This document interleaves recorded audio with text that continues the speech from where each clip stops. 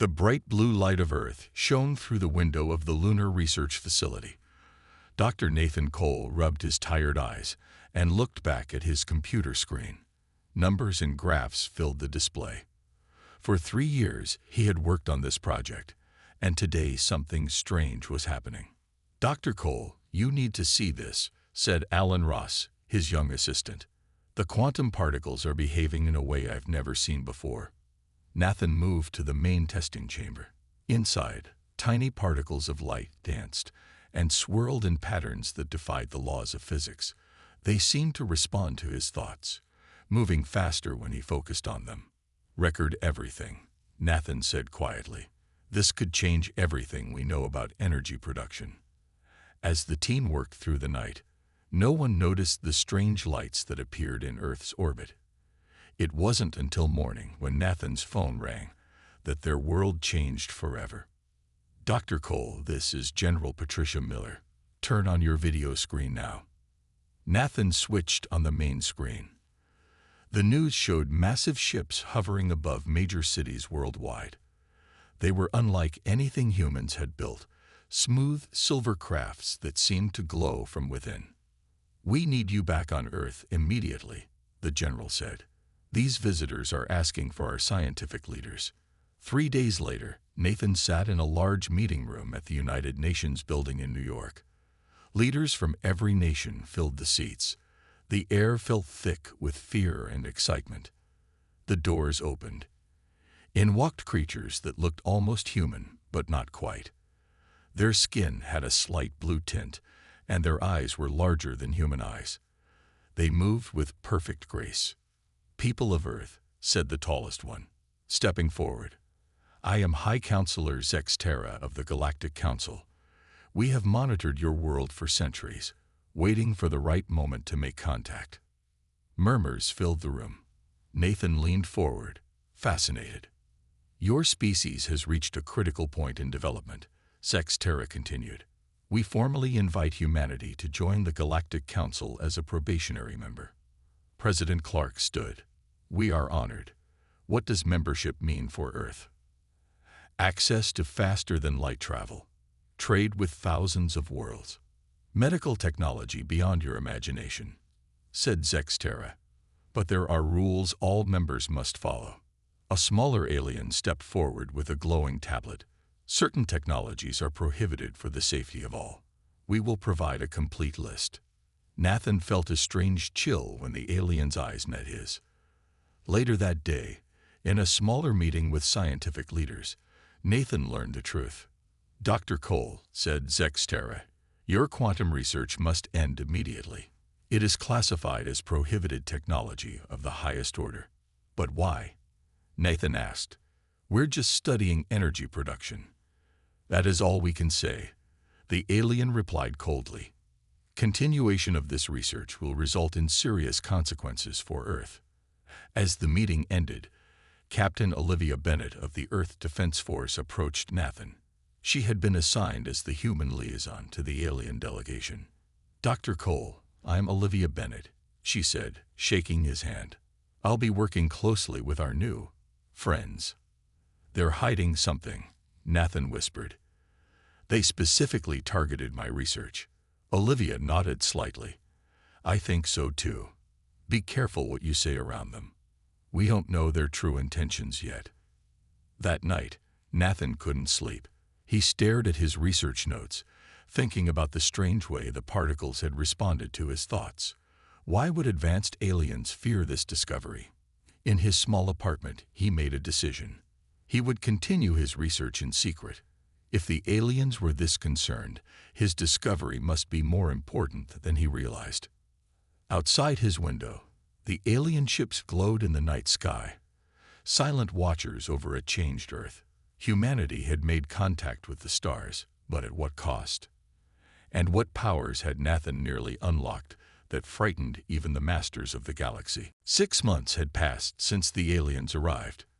Earth had changed in ways no one could have imagined. Sleek alien ships now carried humans to Mars in hours instead of months. Strange medicines cured diseases that had once been deadly. But Nathan Cole felt the invisible chains that came with these gifts. He worked in his hidden lab beneath an old factory in Detroit. The Earth Unity government funded his research in secret, even as they smiled and nodded at council meetings. The energy output is stable, Nathan said to his small team. But we still don't understand why the particles respond to mental focus. A soft knock at the door made everyone freeze. Captain Olivia Bennett entered, followed by a tall, thin alien with pale green skin. "It's okay," Olivia said quickly. "This is Kairavash. He wants to help us." The alien bowed slightly. "Dr. Cole, your work is more important than you know. The council is not what it seems." Nathan studied the alien carefully. "Why should we trust you?" "Because I have seen this before," Kairavash said. "My home world once reached for the same power you seek. The council destroyed our research and limited our technology. They claim it is for safety, but it is about control." Over the next few hours, Kairavash explained what he knew. The energy Nathan had discovered was connected to something the council called the binding, an ancient power that allowed mind to directly control matter and energy. "They say it nearly destroyed the galaxy once," Kairavash said, "but many of us believe this is a lie to keep younger species weak." Olivia showed them images on her tablet. "I've been gathering evidence. Look at these." The pictures showed council agents removing equipment from human research labs around the world. "They're sabotaging us," she said, "setting us back in key areas while pretending to help." Nathan walked to the window and looked out at the night sky. "Why give us faster-than-light travel but hold back other technologies?" "They give you just enough to make you dependent," Kairavash said. "The travel technology requires special fuel only they can provide. The medicines need chemicals from their worlds." 3 days later, Nathan sat in an underground meeting with Earth's top leaders. President Clark looked tired as he addressed the small group. "The council has denied our request to develop our own fusion technology," he said. "They claim it's too dangerous for our level of development." Defense Minister Garcia slammed her fist on the table. "We're being colonized, not helped." "What about Dr. Cole's research?" asked someone. All eyes turned to Nathan. He took a deep breath. "We've made progress. The quantum field we discovered can be manipulated by thought alone. With practice, we might not need technology at all to manipulate energy." Silence filled the room until President Clark spoke. "Continue your work, Dr. Cole, but with absolute secrecy. Captain Bennett will ensure you have everything you need." As they left the meeting, Olivia pulled Nathan aside. "There's something else," she whispered. "Council ships have been moving toward the outer planets, more than usual. They suspect something. Maybe. Or they're preparing for something we don't understand yet." Back in his apartment, Nathan received a message from Kairavash. It contained ancient symbols and mathematical formulas that made his heart race with excitement. "These are the keys," the message said. "What your people called psychic abilities were once real, powered by the binding. You are closer than you think." Nathan stayed up all night studying the formulas. By morning, he understood what he needed to do next. The council wasn't just hiding technology. They were hiding the true nature of human potential. As the sun rose, he sent a message to his team and to Olivia. "I know how to proceed. 3 years. That's all I need."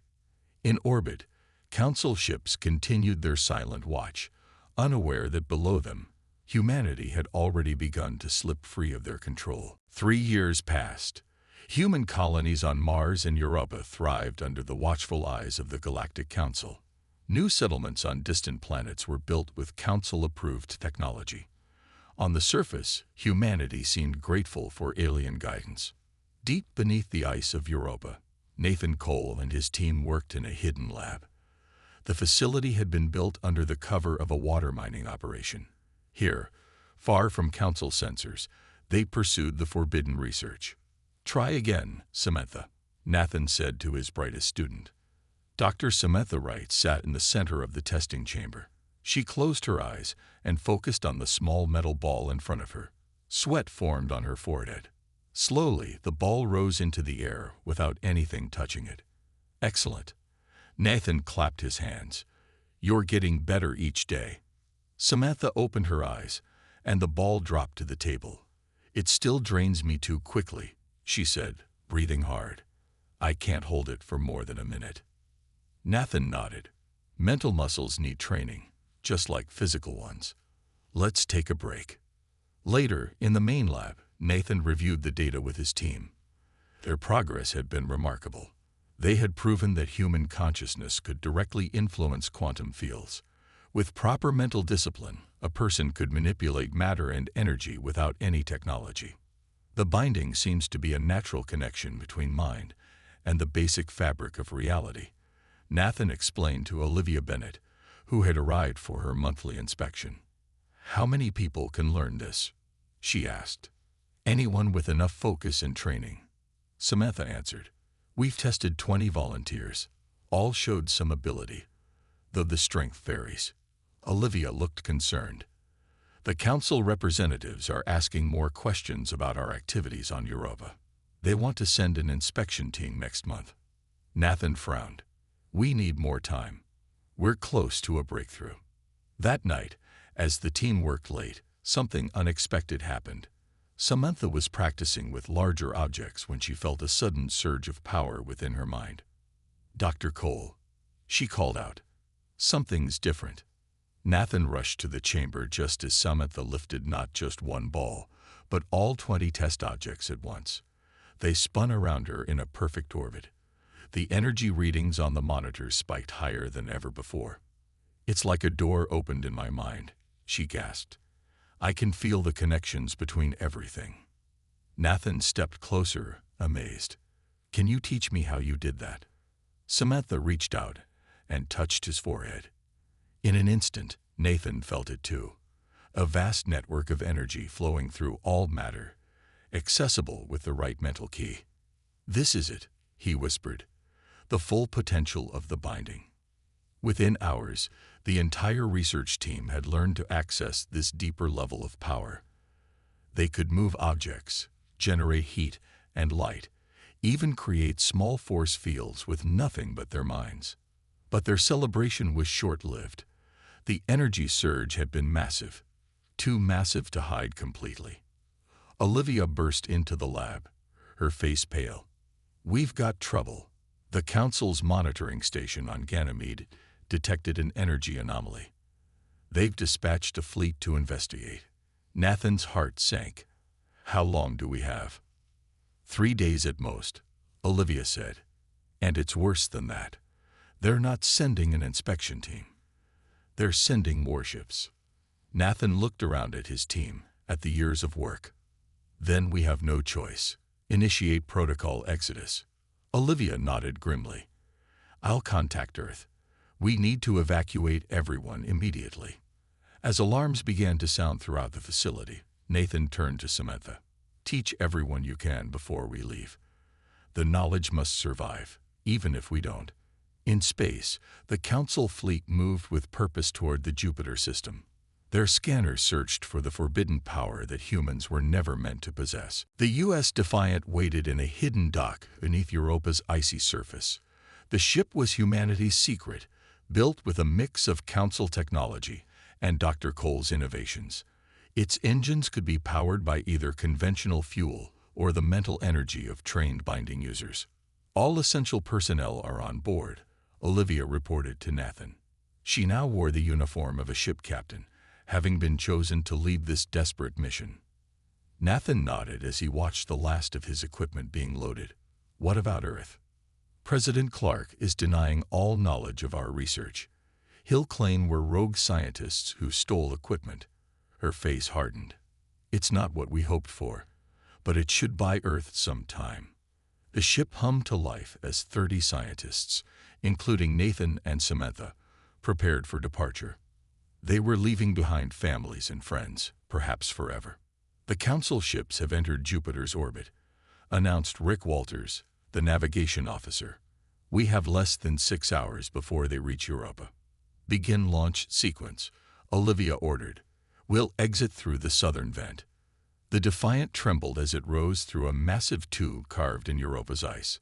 Steam vents disguised their exit, making it appear as a natural eruption from the moon's unstable surface. As they cleared Europa's gravity, Samantha approached Nathan with concern in her eyes. "The conventional engines won't outrun council ships," she said quietly. "We need to use the thought engines." Nathan hesitated. "We've only tested them in controlled conditions. Using them now might alert the council to our exact position." "We don't have a choice," Olivia interrupted. "Council scanners have detected us.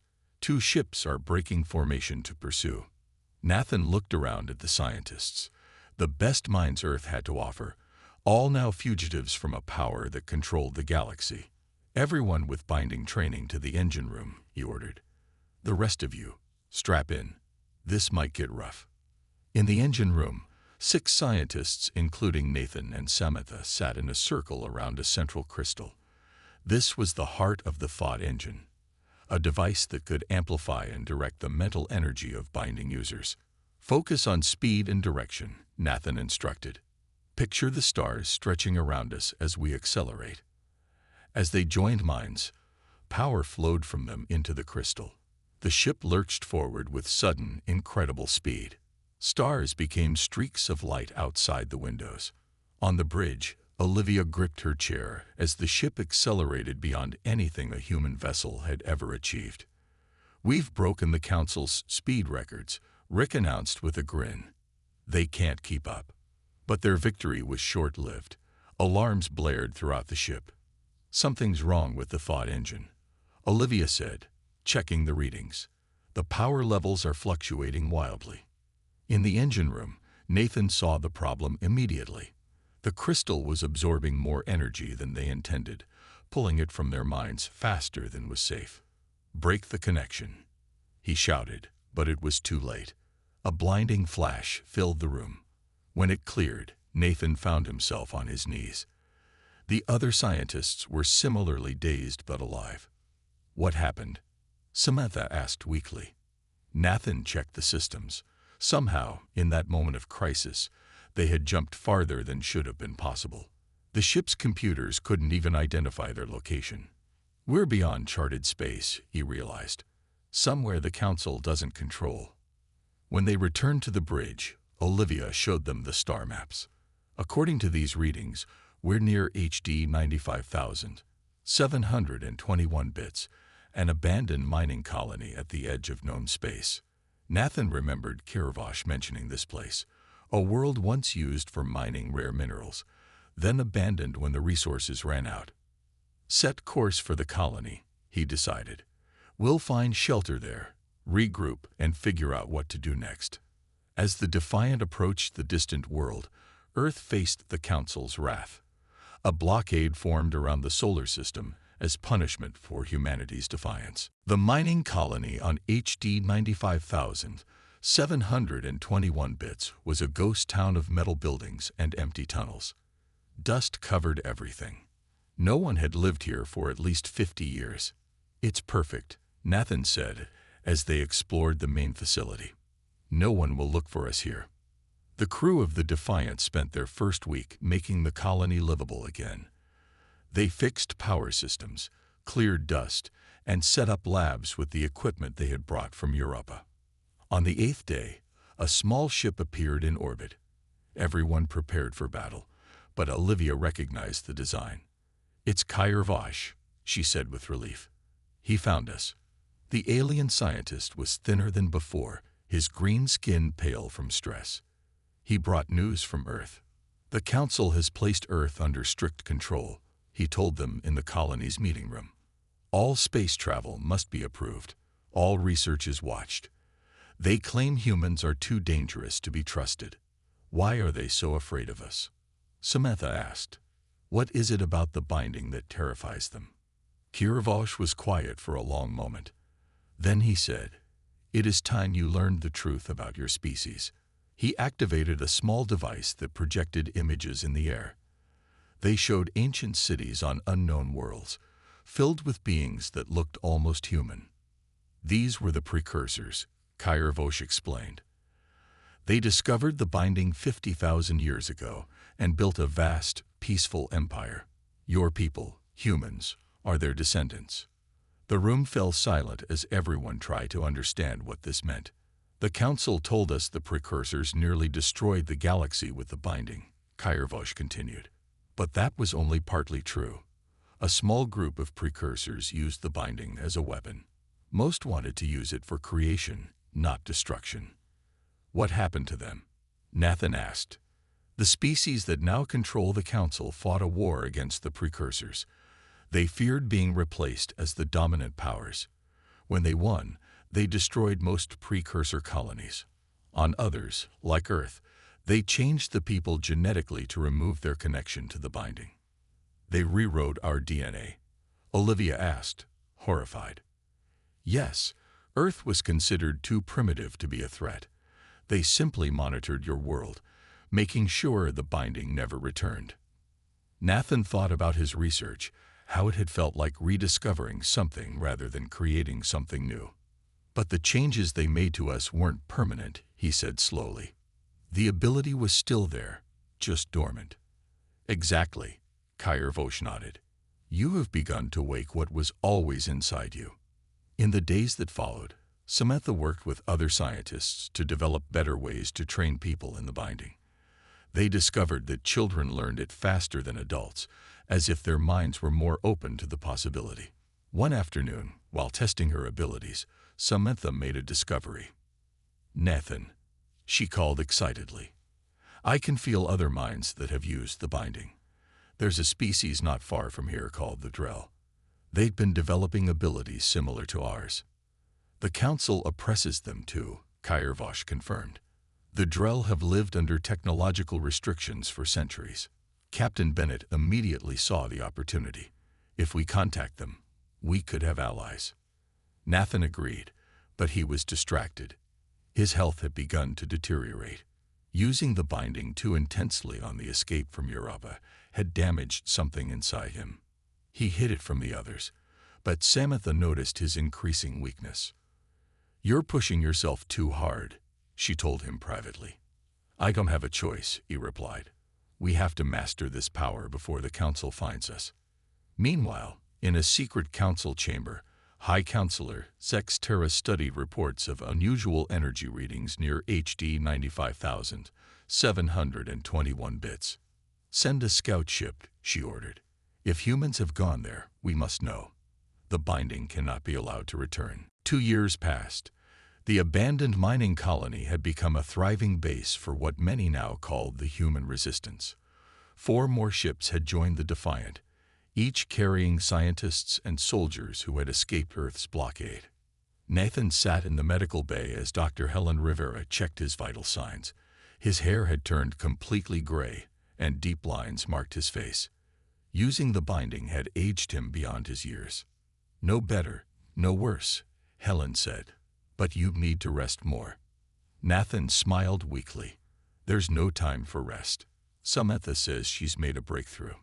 In the main lab, Samantha Wright waited with excitement. Under her guidance, 300 people had learned to use the binding at different levels.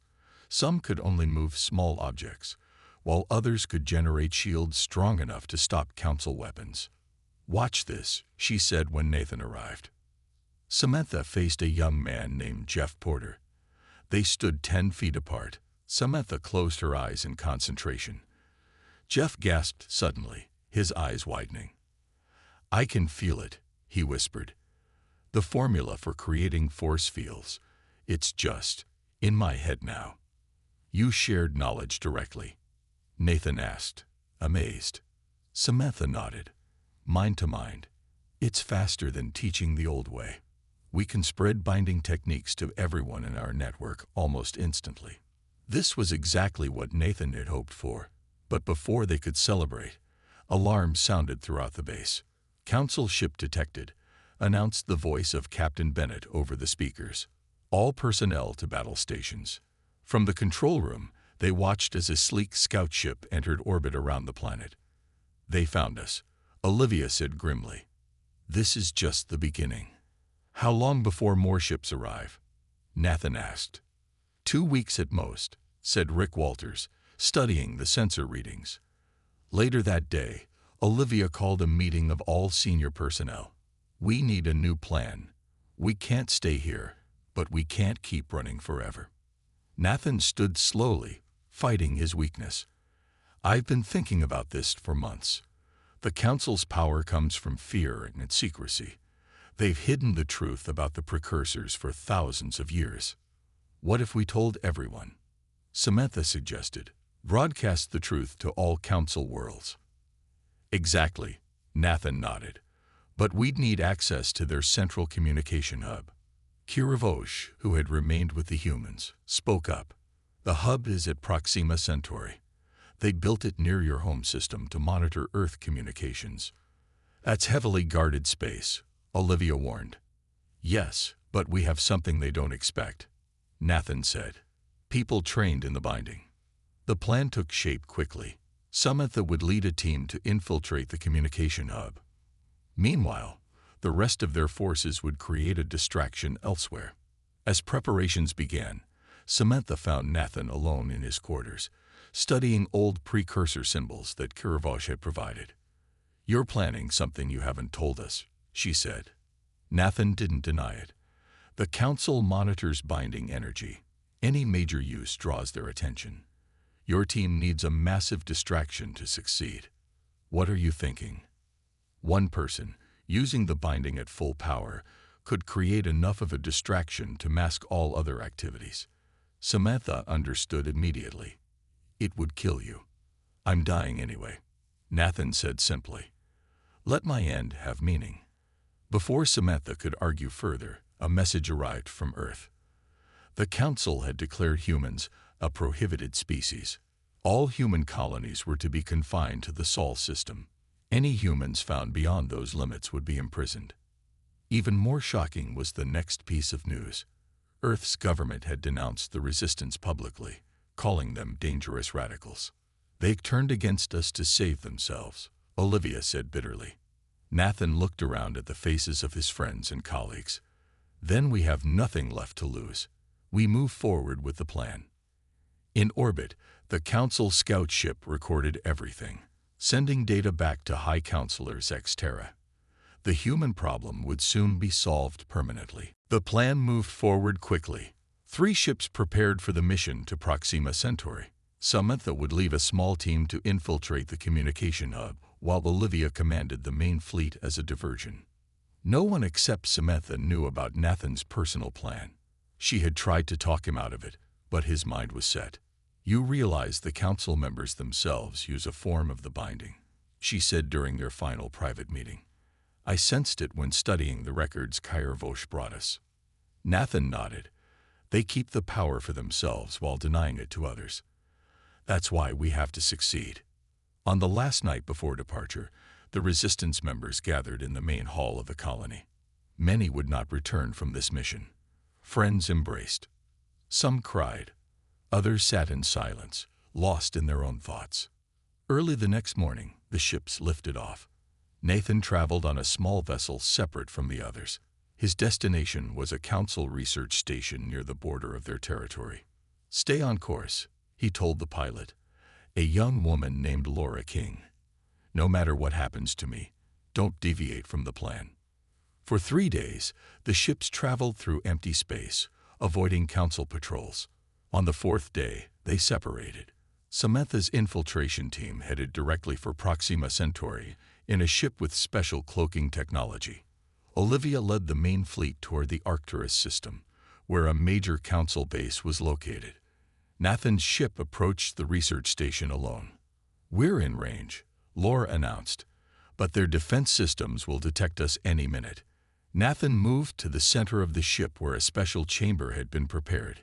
It contained a larger version of the crystal used in the thought engine, designed to amplify his binding powers to their maximum. Begin transmission to all resistance ships, he said. Aboard Samantha's vessel, a message appeared. Now. She immediately sent the mental signal to all trained binding users in the fleet. They raised shields around their ships, making them nearly invisible to Council sensors. Back on Nathan's ship, he sat cross-legged in the chamber. His body felt weak, but his mind was clear and focused. He placed his hands on the crystal and opened himself fully to the binding. Power surged through him like a flood breaking through a dam. The crystal glowed brighter and brighter, until Laura had to shield her eyes. Nathan felt his consciousness expanding beyond his body, reaching into space itself. With a single thought, he created a massive energy storm around the research station. Alarms blared throughout Council space as sensors detected binding usage more powerful than anything seen in millennia. Council ships rushed toward the disturbance, leaving other areas unguarded. At Proxima Centauri, Samantha's team slipped past the reduced security forces. Using their binding abilities, they moved through the communication hub without being detected. "We're in the main control room," Samantha whispered into her communicator. "Beginning data upload." The team connected Kiravosh's device to the central computer. It contained all the evidence of the Council's lies. The true history of the precursors, records of how the Council had deliberately suppressed technology, and proof that Council leaders themselves used the binding while forbidding it to others. As the upload began, Samantha felt a sudden emptiness in her mind. The mental connection she had maintained with Nathan went silent. Tears filled her eyes. She knew what it meant. On Nathan's ship, the crystal shattered as his body slumped forward. Laura caught him, but it was too late. Dr. Nathan Cole had given everything to create the distraction they needed. Across Council space, on thousands of worlds, regular transmissions were interrupted. In their place appeared images of precursor cities, Council records, and a simple message: "The truth has been hidden. You have been lied to. The power they fear belongs to all of us." The revolution had begun. 6 months after the broadcast, the galaxy had changed forever. The once mighty Galactic Council was in ruins. Many of its leaders had been removed from power by their own people.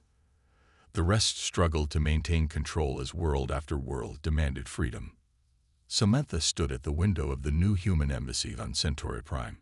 Behind her, representatives from 20 different species waited for the meeting to begin. "I still can't believe we did it," said Rick Walters, now her chief assistant. "Nathan believed we could," she replied softly. "That's what mattered." The past 6 months had been difficult but rewarding. After the truth spread, many Council worlds had risen up against their rulers. Some fights were peaceful, others violent. But the outcome was the same. The old Council was gone, replaced by a new organization that promised equal treatment for all species. Captain Olivia Bennett, now Ambassador Bennett, entered the room. The assembled aliens rose in respect. "Thank you all for coming," Olivia said. "Today we discuss how the binding will be shared safely with all who wish to learn." The debate was energetic but friendly. Some worried that without restrictions, the binding might lead to the same problems that happened with the precursors. Others argued that knowledge should never be suppressed. "We propose a middle path," Samantha explained. "Training centers where people can learn safely, with ethical guidance included in all instruction." By the end of the day, they had reached an agreement. Each world would establish its own training program, with humans providing teachers until local instructors could be trained. Later, Olivia and Samantha visited the memorial that had been built on Earth's moon. A statue of Nathan Cole stood looking up at the stars. Around it, hundreds of people practiced basic binding techniques under the guidance of human teachers. "He would have loved to see this," Olivia said. Samantha nodded. He knew he wouldn't live to see it. That's what made his sacrifice so meaningful. On Earth, things had also changed dramatically. The government that had denounced the resistance had been voted out. The new leaders had apologized and welcomed the returning exiles as heroes. The binding was now taught in schools alongside math and science. Children learned from an early age that with great power came great responsibility. In the rebuilt council chambers, now called the Galactic Assembly, Olivia took her place as Earth's representative. The room was filled with beings from across the galaxy, many from species that had once been suppressed by the old council. "Today we welcome 3 new members to our community," announced the assembly leader, a Drell named Farron. "These worlds have developed the maturity and ethical foundation needed to join our peaceful cooperation." Olivia smiled as she remembered how the Council had once judged Earth unworthy. Now humans were helping guide other species toward a better future. After the ceremony, she met with Kirvosh, who had become the science director for the new assembly. "Your people have changed everything," he said, "just as I hoped when I first contacted Dr. Cole." "We had good teachers," Olivia replied, "and we still have much to learn." That evening, Samantha walked alone on the beach near her home in Australia. Using the binding, she lifted a small stone and sent it skipping across the waves with just her thoughts. A group of children watched in wonder, then tried to copy her with their own newly learned skills. Some succeeded, others failed, but all laughed with the joy of discovery. Looking up at the stars, Samantha felt a sense of peace. The binding had returned to the galaxy not as a weapon, but as a gift. The precursor's dream had finally been realized, and humanity had found its true place among the stars. Not as conquerors, but as teachers. Not through domination, but through sharing what was once forbidden.